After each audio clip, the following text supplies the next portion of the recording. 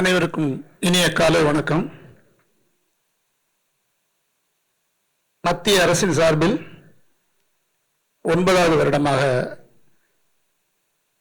ஆயுஷ் துறையின் கீழ் இருக்கக்கூடிய ஒரு மருத்துவ முறையாக சித்த மருத்துவத்தை அங்கீகரிக்கும் பொருட்டு உலக சித்த மருத்துவ நாள் கடைபிடிக்கப்பட்டு வருகிறது. 9வது வருடம் வெகு விமரிசையாக கொண்டாடி வருகிறோம். இதற்காக முதற்கண் நம்முடைய மத்திய அரசின் ஆயுஷ் அமைச்சகத்தை எங்களுடைய 2 நிறுவனங்கள் சார்பில் நன்றியை தெரிவித்துக் கொள்கிறோம். இதற்கான அனுமதி, இதற்கான பண உதவி மற்றும் பல்வேறு வகையான உதவிகளை செய்து இந்த சித்த மருத்துவ நாளை சிறப்பாக கொண்டாடும் வகையில் எங்களுக்கு அனுமதி அளித்த எங்களுடைய மத்திய ஆயுஷ் அமைச்சகத்தின் துறை செயலாளர் ராஜேஷ் கொட்டேச்சா சார் அவர்கள் மற்றும்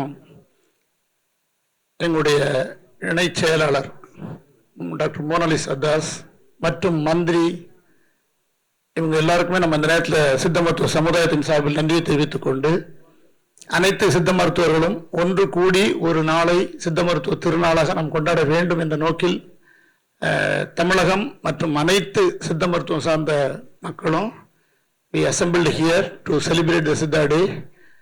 This year, by God's grace, we are having the opportunity to invite Vice President. So அவங்களும் கன்சர்ன் கொடுத்துருக்காங்க.